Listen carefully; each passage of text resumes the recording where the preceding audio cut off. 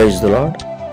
యోనా దీని చూచి బహు చింతాక్రాంతుడై కోపగించుకుని, యెహోవా, నేను నా దేశమందుండగా ఇట్లు జరుగునని నేను అనుకుంటిని గదా, అందువలననే నీవు కటాక్షమును జాలియును బహుశాంతమును అత్యంత కృపయు గల దేవుడవయ్యుండి పశ్చాత్తాపపడి కీడు చేయక మానుదువని నేను తెలుసుకొని దానికి ముందుగానే తర్షీషునకు పారిపోతిని.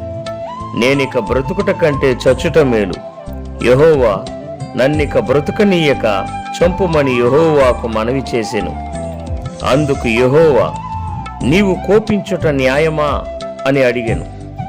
అప్పుడు యోనా ఆ పట్టణములో నుండి పోయి దాని తూర్పు తట్టున బస చేసి అచ్చట పందిలి ఒకటి వేసుకొని పట్టణమునకు ఏమి సంభవించునో చూచెదనని ఆ నీడను కూర్చొని ఉండగా, దేవుడైన యెహోవా స్వరచెట్టొకటి ఏర్పరచి అతనికి కలిగిన శ్రమ పోగొట్టుటకై అది పెరిగి యోనా తలకు పైగా నీడ ఇచ్చినట్లు చేసెను.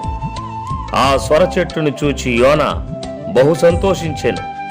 మరుసటి ఉదయమందు దేవుడు ఒక పురుగును ఏర్పరచగా అది ఆ చెట్టును తొలిచినందున చెట్టు వాడిపోయెను. మరియు ఎండకాయగా దేవుడు వేడిమి గల తూర్పు గాలిని రప్పించెను.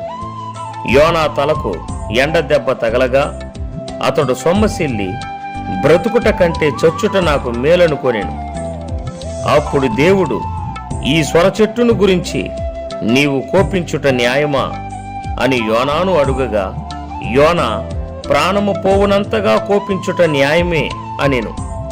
అందుకు యెహోవా, నీవు కష్టపడకుండాను పెంచకుండాను ఒక రాత్రిలోనే పుట్టి పెరిగి ఒక రాత్రిలోనే వాడిపోయిన ఈ స్వరచెట్టు విషయములో నీవు విచారపడుచున్నావే, అయితే 120,000 కంటే ఎక్కువై కుడి ఎడమలు ఎరుగని జనమును బహు పశువులను గల నినివె మహాపురము విషయములో నేను విచారపడవద్దా అని యోనాతో సెలవిచ్చాను.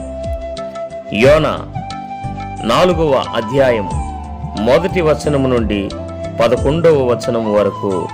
ఆమేన్.